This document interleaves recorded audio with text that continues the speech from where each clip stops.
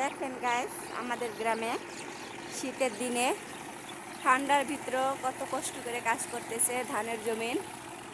দেখেন কত সুন্দর দৃশ্য, দেখলে মন ভরে যায়। এখনো আমাদের গ্রামে এই ট্রাক্টর দিয়ে কাজ করে মানুষ।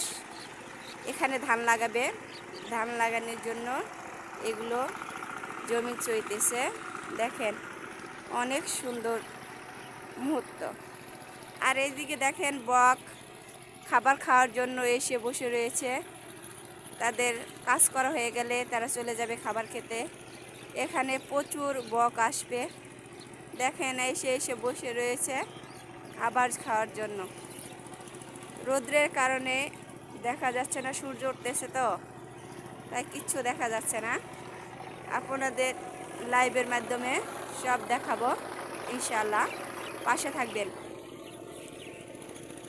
আশা করি সকলেই আমার পাশে থাকবেন আর আমার ভিডিওটি দেখার চেষ্টা করবেন ইনশাআল্লাহ। দেখেন কত সুন্দর মুহূর্ত।